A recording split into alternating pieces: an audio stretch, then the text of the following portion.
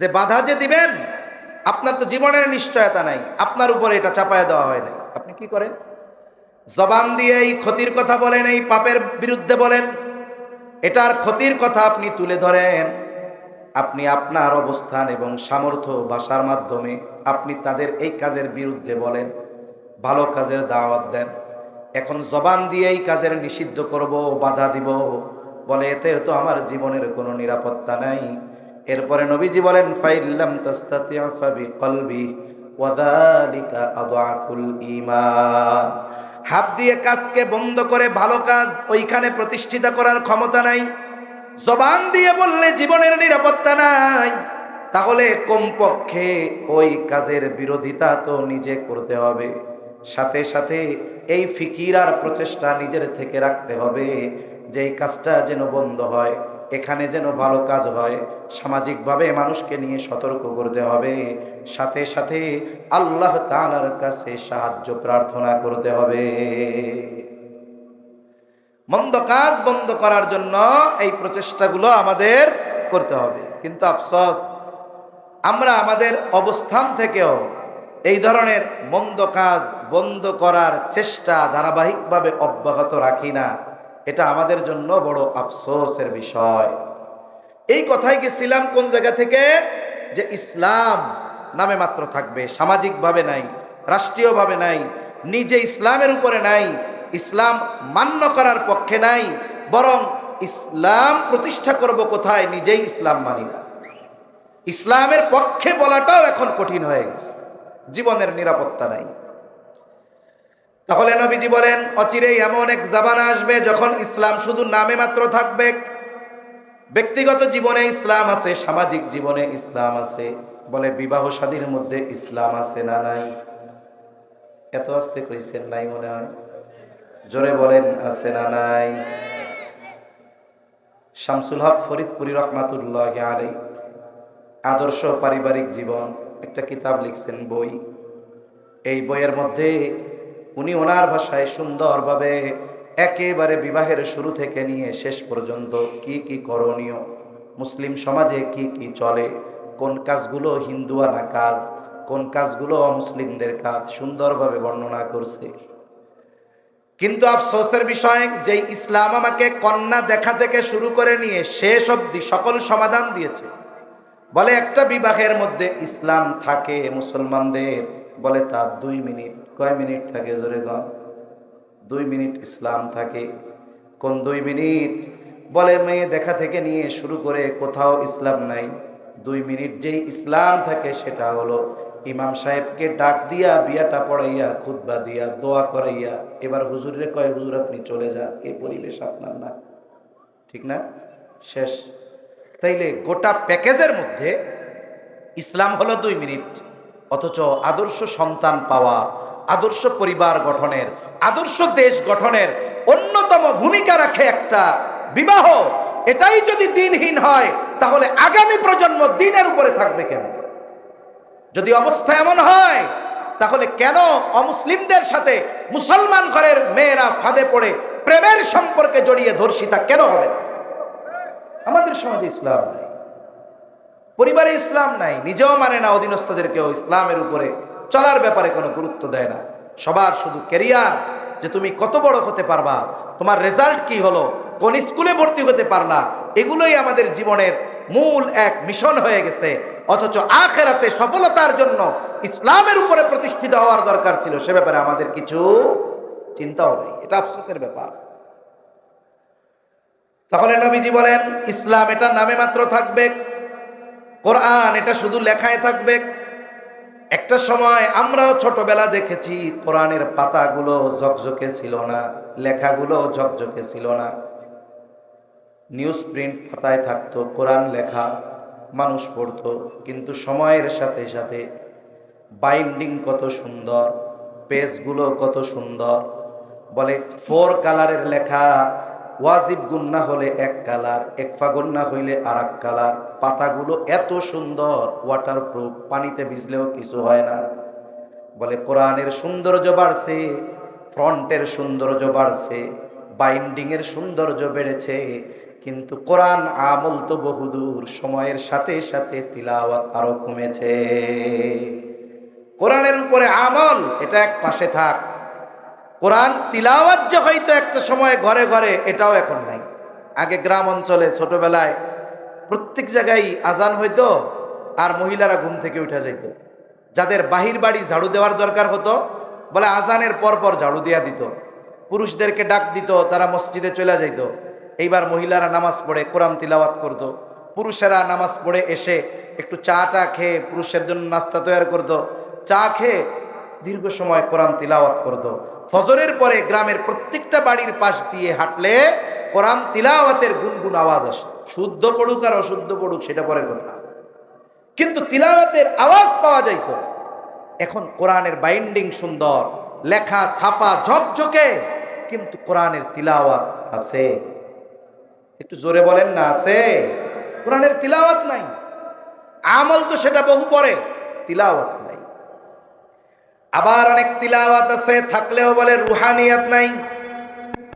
রাসূলুল্লাহ সাল্লাল্লাহু আলাইহি ওয়াসাল্লাম জানায় দেন, শেষ জামানায় মানুষ তীরের মতো সোজা তিলাওয়াত করবে। হায়রে, এক একটা হরফ মশক করার জন্য দিন পার করায়া দেয়। আয়না নিয়ে দেখে এই পাশে কেমনে গেল, বদ ঠিক মতো ওই জিব্বার গোড়া উপরের মাড়ির সাথে লাগলো কিনা, দিনভর একটার পেছনে দৌড়ায়। এত সুন্দর করে তিলাওয়াত করবে, অথচ এই মানুষগুলো জাহান্নামী হবে। সেজন্য আগের যারা ছিলেন, এখনো অনেক বুজুর্গ আছে, দেখেন মসজিদে নামাজ পড়ায় তিলাওয়াত করে, আমার আপনার মনে হবে যে গ্রামের পড়া, এখনকার জামানার ডিজিটাল আধুনিক তিলাওয়াত না। কিন্তু ওনার ওই ভাঙ্গা ভাঙ্গা গলায় বেসুরো পড়াটা কানে মজা লাগে না, কিন্তু হৃদয় পর্যন্ত পৌঁছায়া যায়, ঠিক কিনা বলেন? আর এখনের তিলাওয়াত গুলো কানে খুব মজা লাগে, কিন্তু ওই কান দিয়ে কর্ণকুহর দিয়ে হৃদয় পর্যন্ত পৌঁছাইতে পারে না। বিশেষ করে আমাদের এই উপমহাদেশে, বাংলাদেশ, ভারত, পাকিস্তান সহ এই উপমহাদেশে মানুষের ঘরে ঘরে দিন পৌঁছানোর অন্যতম মাধ্যম মাদ্রাসা, মক্তব। একটা সময় প্রত্যন্ত অঞ্চলগুলোতে মাদ্রাসা খুব কম ছিল, দেখা যাইত এক জেলার মধ্যে একটা দুইটা মাদ্রাসা আছে, কিন্তু প্রত্যেকটা মসজিদে একটা মাদ্রাসা ছিল, যেটাকে আমরা মক্তব নামে চিনি। একজন ইমানদার তার জীবনের মৌলিক যেই জিনিসগুলো শেখার দরকার, জানার দরকার, মৌলিক জিনিসগুলো এই মক্তব থেকেই শেখা যাইত। আচার আচরণ, ইবাদত, সালাম কালাম যাই বলা হোক না কেন, সব কিছু মক্তব থেকে শেখা হতো। এই মক্তবগুলাতে আমরা যখন পড়তাম, যদিও অনেক কিছু পড়তাম, মুখস্থ করতাম, ওই সময় পড়তাম ঠিক, কিন্তু ওই পড়াগুলোর মূল্যগুলো আমাদের বুঝে এসেছে বুঝ হওয়ার পর। মানব জীবনের, বিশেষ করে একজন ইমানদার, তার জীবনের সবচাইতে গুরুত্বপূর্ণ পড়াগুলো মক্তবে পড়া হইত।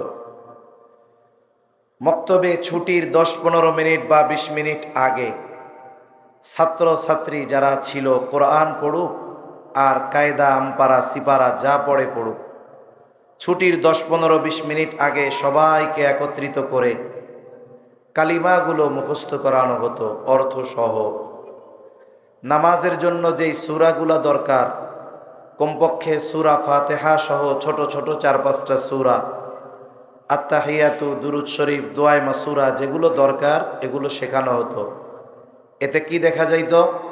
বলে একটা ছেলে নামাজ পড়ার জন্য যত কিছু প্রয়োজন, সে দেখে দেখে কোরআন পড়া শেখার আগে ওই যে 10-15-20 মিনিটে সবাই একসাথে মিছিলের সাথে পড়ে পড়ে নামাজ পড়ার জন্য যা দরকার সেগুলো শিখে যাইত। আমরা ওই সময় কালিমা পড়তাম, কালিমায়ে তাইয়্যিবা, কালিমায়ে শাহাদাত, ঈমানে মুজমাল, ঈমানে মুফাসসাল, আমাদেরকে এগুলো মুখস্থ করানো হইতো। ওইগুলোই ছিল মূলত একজন মুমিনের জীবনের সবচাইতে গুরুত্বপূর্ণ শিক্ষা। আমরা পড়তাম ওই সময় আমানতু বিল্লাহি ওয়া মালাইকাতিহি ওয়া কুতুবিহি ওয়া রুসুলিহি واليوم الآخر والقدر خيره وشره من الله تعالى والبعث بعد الموت আমরা পড়তাম আমানতু বিল্লাহ, আমি ঈমান এনেছি আল্লাহ তাআলার উপর, ওয়া মালাইকাতিহি, তার ফেরেশতাগণের উপর, ওয়া কুতুবিহি, আল্লাহ তাআলার নাজিলকৃত কিতাবসমূহের উপর, ওয়া রুসুলিহি, আমি ঈমান এনেছি রাসূলগণের উপর। 5 নম্বরে বলতাম ওয়াল ইয়াউমিল আখিরি, আমি ঈমান এনেছি আখিরাত পরকালের উপর।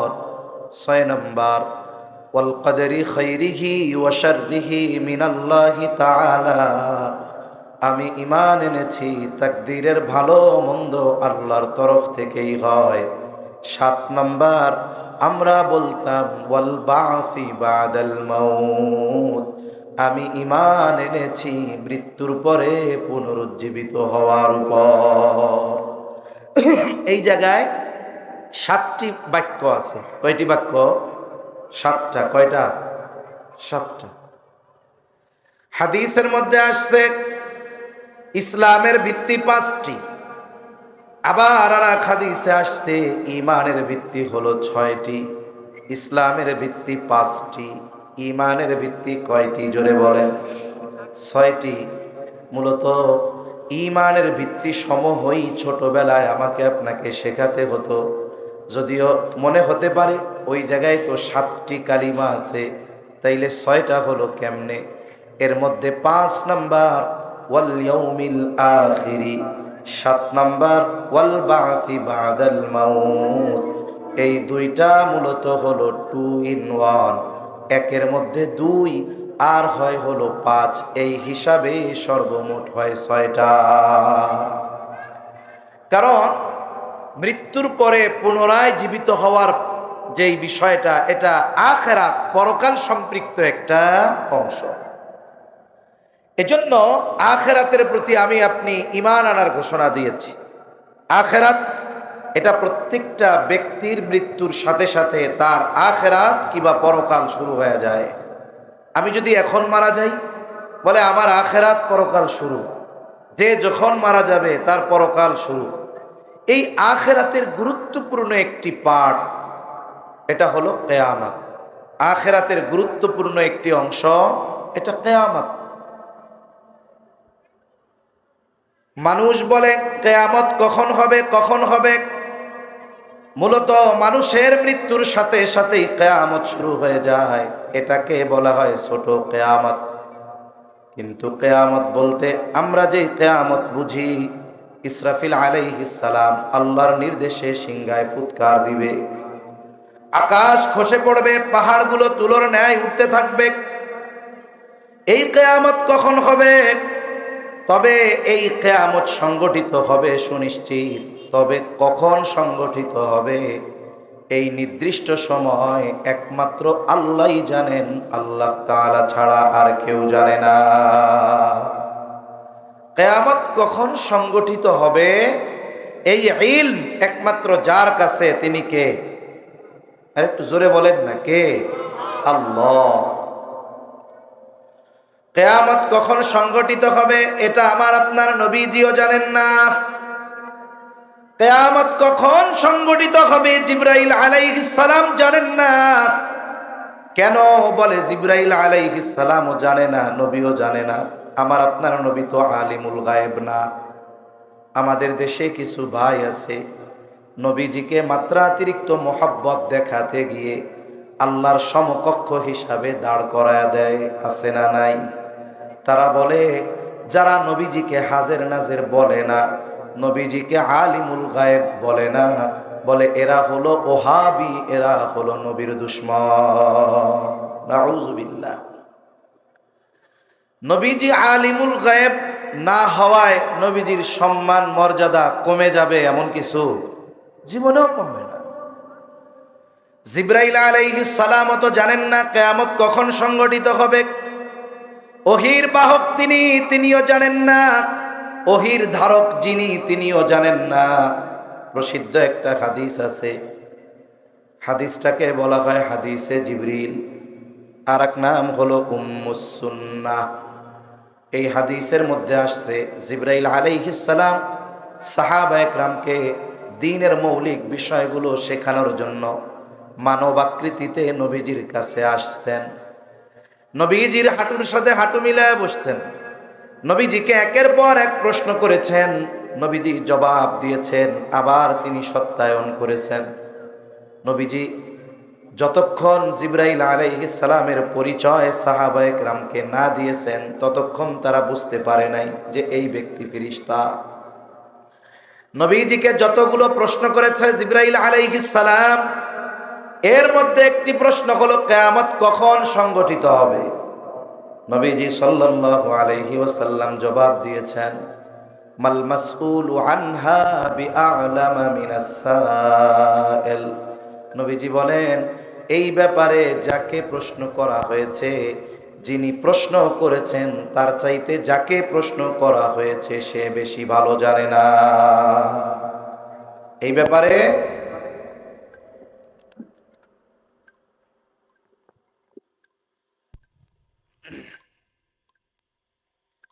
ব্যাপারে যাকে প্রশ্ন করা হয়েছে তিনি প্রশ্নকারীর চাইতে বেশি জানেন না।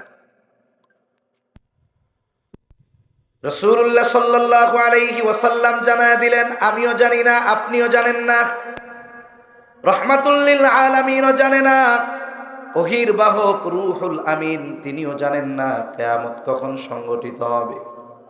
এই হাদিসের মধ্যে নবীজিকে জিজ্ঞাসা করা হয়েছে আলামত কোন। নবীজি গুরুত্বপূর্ণ দুইটা আলামতের কথা বলেছেন। এক নাম্বার, নবীজি সাল্লাল্লাহু আলাইহি ওয়াসাল্লাম বলেন, আনতালিদাল আমাতু রাব্বাতাহা, যে দাসী তার মনিবকে প্রসব করবে।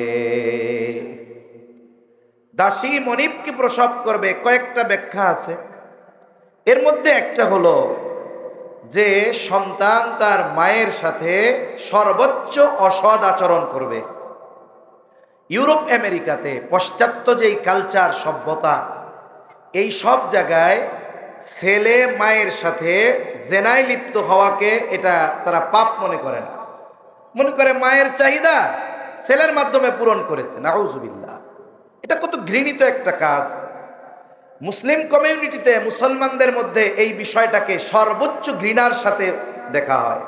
এটা একজন ইমানদার মানুষ বাস্তবে পরিণত হবে এটা তো বহুদূর, কল্পনা করলেও নিজের প্রতি নিজের ঘৃণা আসে।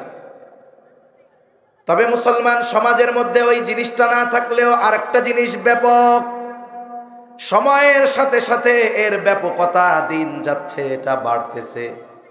বলে মায়ের সাথে খারাপ আচরণ, স্ত্রীর কারণে মায়ের সাথে খারাপ আচরণ, বাবা মারা গেছে মায়ের সাথে খারাপ আচরণ। অনেক সময় মা স্বামী মারা যাবার পর ওই ছোট বাচ্চাটার জন্য কষ্ট ক্লেশ করে নিজের জীবন যৌবন নষ্ট করে ছেলেটাকে লেখাপড়া শেখায়। ছেলেটা হয়তো জাগতিক লাইনে উচ্চ শিক্ষিত হয়, অনেক টাকা পয়সার মালিক হয়, ঢাকা শহরে বাড়ি কেনে, গাড়ি কেনে, এখন 5 তলা 6 তলা বাড়ি। দেখা যায় জীবনের একটা পর্যায়ে এসে ওই সন্তান যাকে সে জীবনের সব কিছু ত্যাগ করে বড় বানাইলো, ওই সন্তানের 5 তলা বাড়ির গাছতলায়ও মায়ের জায়গা হয় না। অনেক জায়গায় এমনও দেখছি, গোয়াল ঘরের মধ্যে মাকে রেখে দিচ্ছে, মাকে বোঝা মনে হয়েছে, স্ত্রীদের কথায় ওই মাকে নিয়ে নির্জনে ফেলায় রাখছে। এরকম ঘটনা মুসলমান সমাজের মধ্যে ঘটে কি ঘটে না?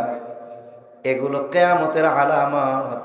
বলে এই বিষয়গুলো যত বেশি সংগঠিত হবে, মনে রাখতে হবে কিয়ামত তত নিকটবর্তী হবে। এই হাদিসের অংশটা বলার উদ্দেশ্য হলো কিয়ামত কখন সংগঠিত হবে এটা নবীজিও জানেন না, জিবরাইল আলাইহিস সালামও জানেন না। তবে নবীজি সাল্লাল্লাহু আলাইহি ওয়াসাল্লাম আমাদেরকে অনেক আলামতের কথা জানায় দিয়েছেন। ছোট বড় অনেক আলামতের কথা নবী জানায় দিয়েছেন। ওই আলামত সম্পৃক্ত একটি হাদিসও আপনাদের খেদমতে পাঠ করেছি। আল্লাহ তাআলা বলেন, ইন্নাল্লাহা ইনদাহু ইলমুস সাআ নিশ্চয়ই আল্লাহ তাআলার নিকটেই কিয়ামতের জ্ঞান, কিয়ামতের ইলম নবীজির কাছেও নাই, জিবরাইল আলাইহিস সালামের কাছেও নাই। তবে নবীজি যেই আলামতগুলো জানায় দিয়েছেন, যেই হাদিসটা পেশ করেছি, এর মধ্যে এক নাম্বার, নবীজি সাল্লাল্লাহু আলাইহি ওয়াসাল্লাম বলেন, লা তাকুমুস সাআতু হাত্তা ইউকবাদাল ইলম। নবীজি সাল্লাল্লাহু আলাইহি ওয়াসাল্লাম বলেন, ততক্ষণ পর্যন্ত কিয়ামত সংগঠিত হবে না যতক্ষণ না ইলম উঠায় নেওয়া হবে। যতক্ষণ না ইলম উঠায় নেওয়া হবে ততক্ষণ পর্যন্ত কিয়ামত সংগঠিত হবে না। তাহলে প্রথম বিষয় নবীজি কি জানায় দিলেন? বলে দুনিয়ায় যতদিন ইলম থাকবে, দুনিয়া থাকবে, কিয়ামত সংগঠিত হবে না। এখন আল্লাহ তো ইলম উঠায় নিবেন, কেমনে উঠায় নিবে? আমরা ছোটবেলায় গল্প শুনতাম যে কিয়ামতের আগে আল্লাহ কোরআন হাদিস সব উঠায় নিয়ে যাবে। কোরআন হাদিস সব উঠায় নিয়ে যাবে। কিভাবে উঠায় নিবে? ওই সময়ের গল্প শুনতাম, গল্প। কেমনে উঠায় নিবে? বলে একদিন ফজরের সময় ইমাম সাহেব ফজরের নামাজ পড়ানোর জন্য মসজিদে ঢুকবে। ইমাম সাহেব ইকামতের পরে তাকবীরে তাহরিমা আল্লাহু আকবার বলে হাত বাঁধবে, সানা পড়বে, আউযু বিল্লাহ বিসমিল্লাহ পড়বে। বলেন তো এরপরে কোন সূরা পড়বে? সেই সূরার নাম কি? সূরা ফাতিহা। কিন্তু অবস্থা এমন, ইমাম সাহেব পড়বে না, ঠায় দাঁড়িয়ে থাকবে। এখন ইমাম সাহেব যদি কোনো কিছু ভুল করে, কেরাতে যদি ভুল করে, নামাজে যদি ভুল করে, বসার কথা দাঁড়ায় যায়, দাঁড়ানোর কথা যদি বসে থাকে, বলেন তো পেছন থেকে ভুল সংশোধন করবে কে? সতর্ক করে দেয় যে ইমাম সাহেব ভুল কিন্তু হইতেছে, তাসবিহ পাঠ করার কথা আছে, সুবহানাল্লাহ বলবে, তবে আল্লাহু আকবারও বলা যাবে। কিন্তু সমস্যা হলো আমাদের সমাজে যখন কোনো আমল চলতে থাকে, আমলটা যদি সুন্নাহবিহীন না হয়, যদি সুন্নাহ কোনো আমল শুরু করা হয়, অনেক সময় মানুষ ফিতনার মধ্যে পড়ে যায়। আমরা তো শুনে আসছি আল্লাহু আকবার বলে, এটা তো বলা যাবে, অসুবিধা নেই। তবে সুবহানাল্লাহ বলা এটাই হাদিসের আমল। যদি শুরু করা যায় কোথাও, ফিতনার আশঙ্কা না থাকে, শুরু করে দিবে, অসুবিধা নেই। তবে কিছু ভাই বলে আল্লাহু আকবার বললে হবেই না, সুবহানাল্লাহই বলতে হবে। আমার সেই ভাইয়েরা একটু কঠোরতা করে ফেলেন, এটা ঠিক নয়। তাই ইমাম সাহেবকে তাকবীর বা তাসবিহের মাধ্যমে স্মরণ করায় দেওয়া হয় ভুল হচ্ছে, অথবা কেরাতে যখন ভুল হয়। এই যে রোজার মাসে যখন আমরা খতমে তারাবি পড়ি, হাফেজ সাহেব তিলাওয়াত করতেছে, শব্দ ছুটে গেছে, ভুল গেছে, মুসাব্বা খেয়ে আর এক জায়গায় চলে গেছে, পেছন থেকে আর একজন ধরায় দেয়, স্মরণ করায় দেয়। অথবা উনি পরের রাকাতে উঠছেন, সূরা ফাতিহা পড়ে পরের পৃষ্ঠা শুরু করবে, মনে করতে পারে না, পেছন থেকে হাফেজ সাহেব ধরায় দেয়। এখন মুক্তাদির অবস্থাও ইমামের মতো, সূরা ফাতিহা ইমামও যেমন পড়তে পারে না, মুক্তাদিও দাঁড়ায় আছে। গল্প কইতেছি আর কি, যা শুনছি। এখন ইমামও কইতে পারে না, মুক্তাদিও কইতে পারে না। এইবার ইমাম সাহেব নামাজ ছেড়ে দিয়া মসজিদের তাকে কোরআন দেখে সূরা ফাতিহার উপরে একটু নজর বুলাবে, যে কি ব্যাপার, ভুলে গেলাম কেন। বলে এইবার এই উদ্দেশ্যে উনি যখন কোরআনুল কারীম হাতে নিবে, হাতে নিয়ে দেখবে কোরআনের কোথাও কোনো লেখা নাই, কালো লেখাগুলো সব সাদা হয়ে গেছে, কাগজগুলো সাদা হয়ে গেছে। হাদিসের পাতায় কোনো লেখা নাই, সব লেখাগুলো উঠে গেছে। তার মানে আগে বলতো যে কোরআনুল কারীমের লেখা, হাদিসের লেখাগুলো আল্লাহ এক রাতে উঠায় নিয়ে যাবে, এইভাবে আল্লাহ ইলম উঠায় নিবে। কিন্তু নবীজি সাল্লাল্লাহু আলাইহি ওয়াসাল্লাম জানায় দেন, আল্লাহ তাআলা এইভাবে ইলম উঠায় নেবেন না।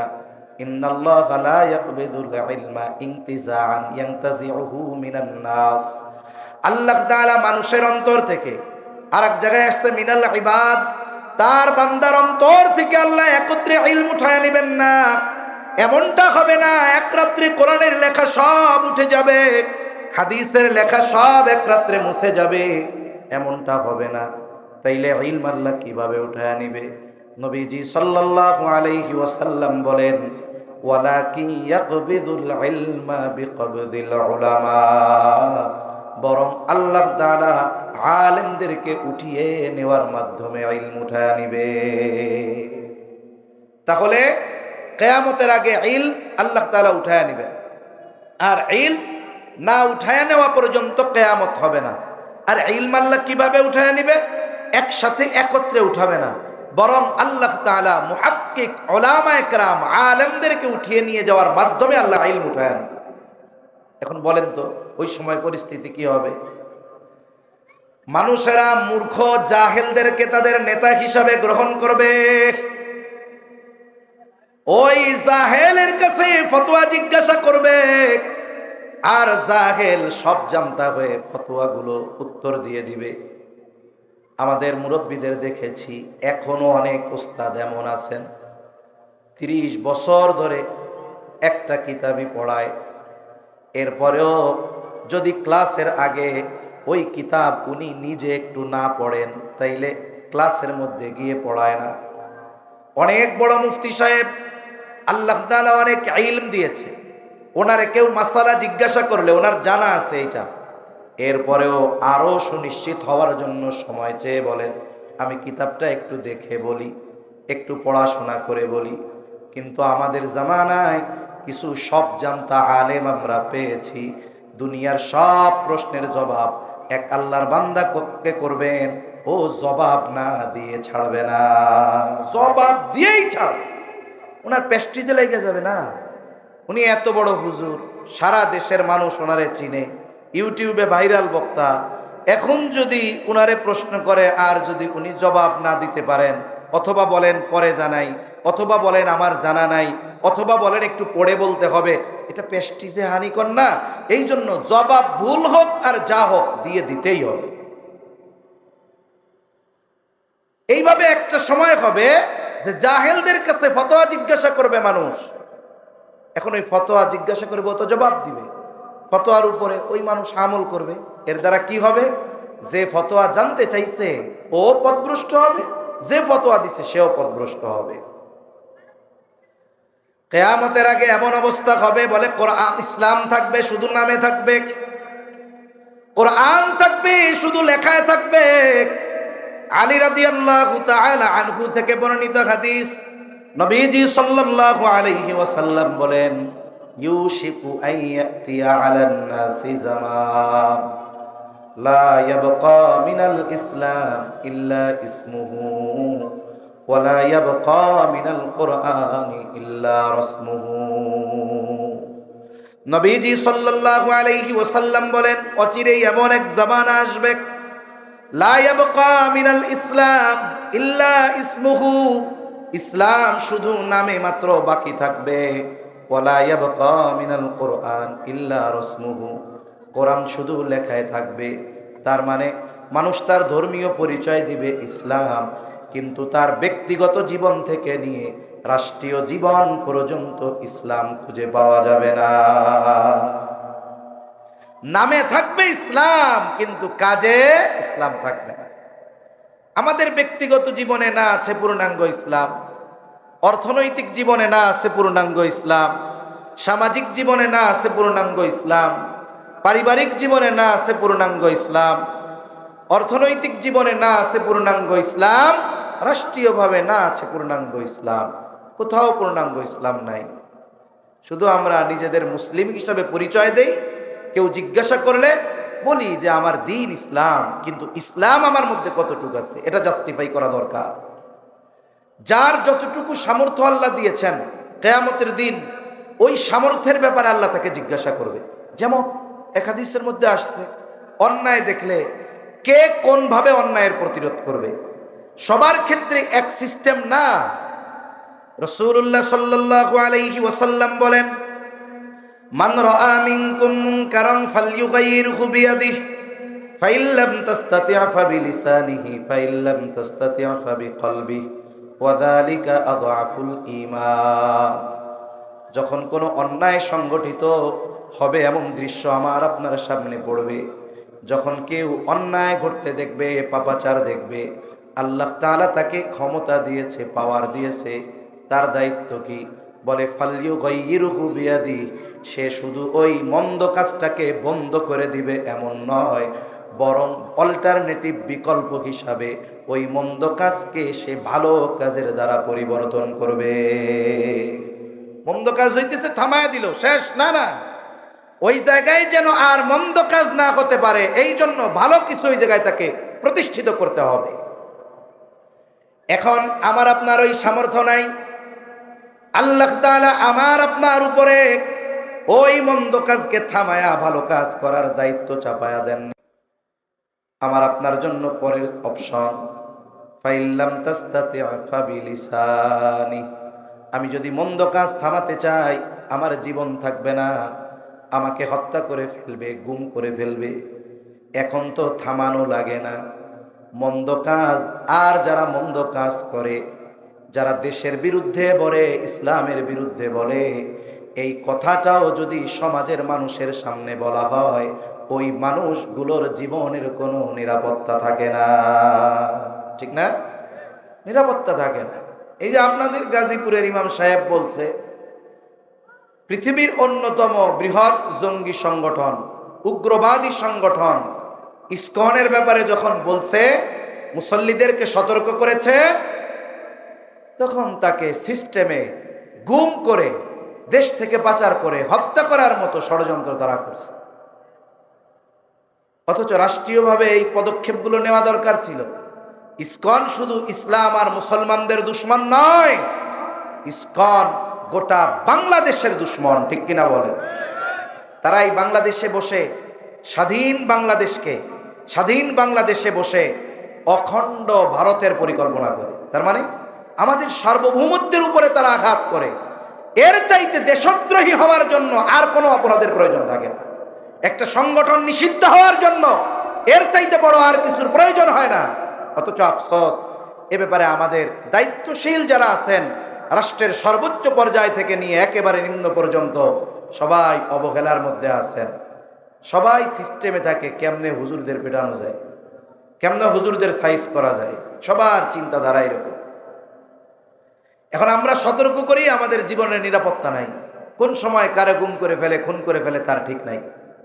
যারা এদেশের আদালতে গিয়ে একজন আইনজীবীকে প্রকাশ্য দিবালোকে প্রকাশ্য ধারালো অস্ত্র দিয়ে নৃশংসভাবে হত্যা করতে পারে, এই সংগঠনের যারা আছে অথবা এই সংগঠনকে জঙ্গি সংগঠন, নিষিদ্ধ সংগঠন ঘোষণা করতে সরকারের বাধা কোথায়, এটা আমাদের বুঝে আসে, এটা আমাদের বুঝে আসে।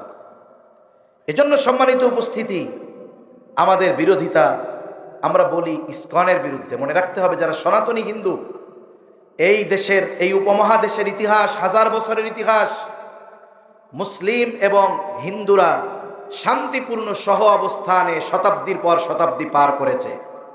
আর এই ইসকন কতশো বছর আগে, বলে 100 বছর হয় নাই, 1966 সালে ইসকন প্রতিষ্ঠিত হয়েছে। হিন্দু ধর্মের এক মডারেট আধুনিক ভার্সন। কারণ দেখেন না, এই জামানায় সাহাবা একরাম, তাবেঈন, তাবেঈনদের ইসলাম ইয়াং জেনারেশন সহজে মানতে চায় না। এরা চায় মডারেট মুসলমান, শয়তানও খুশি থাকবে, আল্লাহও খুশি থাকবে, তারা এরকম ইসলাম চায়। তা হিন্দু ধর্মের একটা শাখা এই ইসকন, যারা আধুনিক এক ধর্মমত নিয়ে আসছে। হিন্দু ধর্মের মানুষেরা যেই দেবদেবীর পুজো করে, ওরা তাদের উপাসনা করে না, ওরা শ্রীকৃষ্ণকে তাদের ভগবান হিসাবে বলে। এবং বাংলাদেশে শত শত ঘটনা এরকম আছে, ইসকন যারা, এরা সনাতনী হিন্দুদের মন্দির জমি দখল করে ওইখানে তারা তাদের স্থাপনা করে তুলছে। এরকম ঘটনা হাজারো আছে। অনলাইনে দেখেন, সার্চ দেন, এক হিন্দুর বক্তব্য শুনতেছি, সে বলতেছে, আমরা হিন্দু মুসলিম ভাই ভাই, আমরা শান্তিপূর্ণ সহ অবস্থানে বিশ্বাসী, একসাথে থাকি, একে অপরের সাথে দ্বন্দ্ব নাই। বলে আমাদের উভয়ের শত্রু হলো ইসকন। কোন কোন তথ্য বলে সে মোসাদের এজেন্ট।